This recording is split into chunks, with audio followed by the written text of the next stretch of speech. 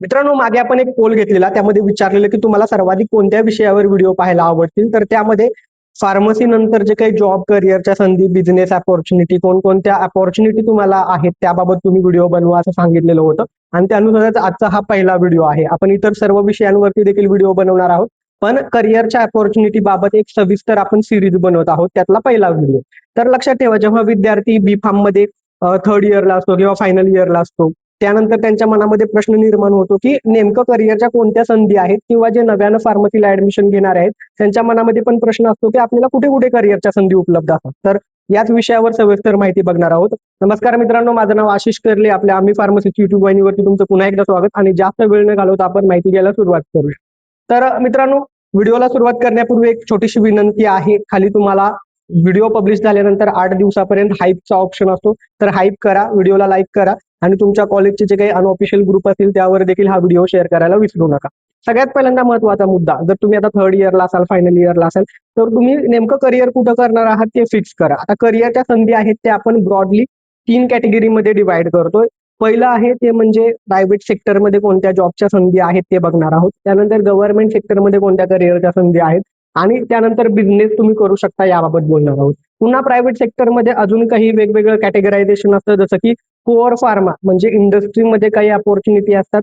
त्यानंतर प्रायव्हेटमध्ये पुन्हा आता हल्ली जे जॉब जास्त अवेलेबल असतात ते म्हणजे IT फील्ड रिलेटेड, म्हणजे तुमचा डेस्क जॉब असेल ज्यामध्ये मेडिकल कोडिंग आणि फार्माकोव्हिजिलन्स असतं. तर या सगळ्याबाबत सविस्तर बोलणार आहोत. व्हिडिओ थोडा मोठा लेंदी होईल, पण व्हिडिओ शेवटपर्यंत पहा, त्यामुळे तुम्हाला क्लिअर आयडिया येणार आहे. सगळ्यात पहिल्यांदा मुद्दा, कोअर फार्मा अर्थात इंडस्ट्रीमध्ये कोणत्या संधी उपलब्ध असतात.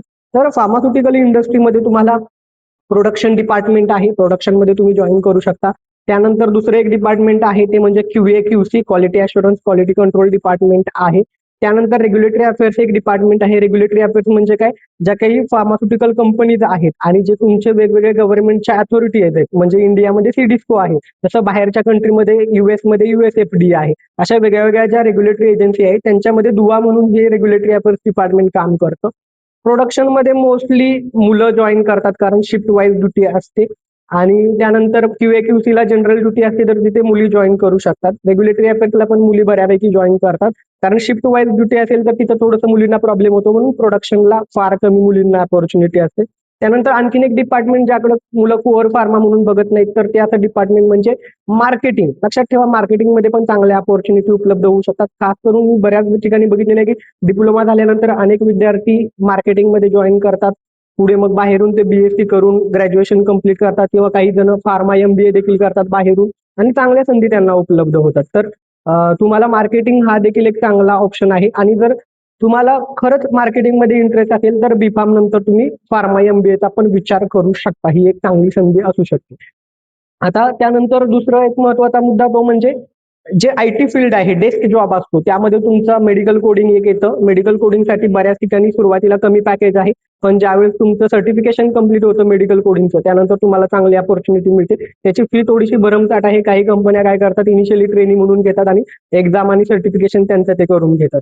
त्यानंतर दुसरी एक अपॉर्च्युनिटी आहे फार्माकोव्हिजिलन्स, अर्थात क्लिनिकल रिसर्चची फेज 4 फार्माकोव्हिजिलन्स असते. काही थर्ड पार्टी कंपनी जसं की TCS आहे, कॉग्निझंट आहे, किंवा या ठिकाणी आता हल्ली काही फार्मा कंपन्या पण स्वतःचं फार्माकोव्हिजिलन्स डिपार्टमेंट सुरू करत आहेत. त्याचा देखील तुम्ही विचार करू शकता. क्लिनिकल रिसर्च मध्ये पण चांगल्या अपॉर्च्युनिटी असू शकतात. CRA वगैरे तुम्हाला चांगल्या पोझिशन मिळू शकतात, त्याचा पण तुम्ही विचार करू शकता. ठीक आहे, ह्या काही अपॉर्च्युनिटी आहेत.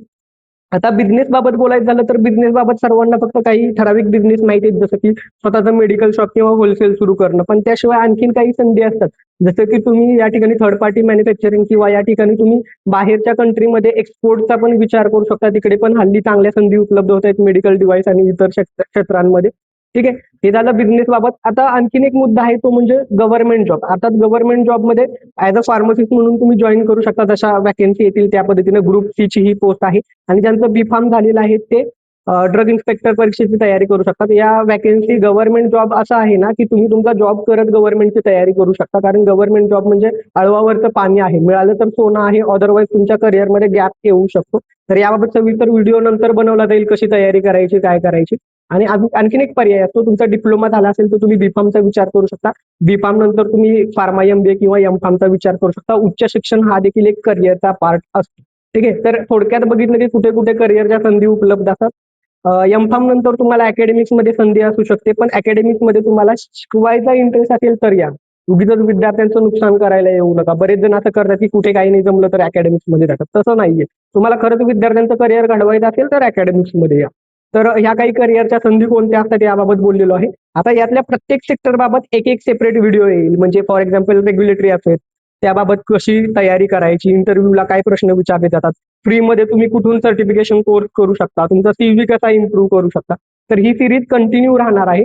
हा व्हिडिओ आवडत असेल, यामध्ये आपण जे काही एफर्ट्स घेतोय कशा पद्धतीने माहिती देणार आहोत, regulatory affairs, production, quality control, quality assurance किंवा बिझनेस बाबतच्या संधी, तर प्रत्येक विषयावर एक सविस्तर व्हिडिओ येणार आहे. या सिरीजला तुम्ही किती भरभरून प्रतिसाद देता त्यानुसार पुढचे व्हिडिओ ठरतील. ही माहिती आवडली असल्यास व्हिडिओला लाईक करायला, सर्वांसोबत शेअर करायला विसरू नका. तुम्ही जर या व्हिडिओला भरभरून प्रेम दिलं तर पुढची सिरीज अशीच कंटिन्यू राहील. माहिती आवडल्यास व्हिडिओला लाईक करायला आणि तुमच्या कॉलेजच्या अनऑफिशियल ग्रुपवर शिवाय तुमच्या मित्रांसोबत हा व्हिडिओ शेअर करायला विसरू नका.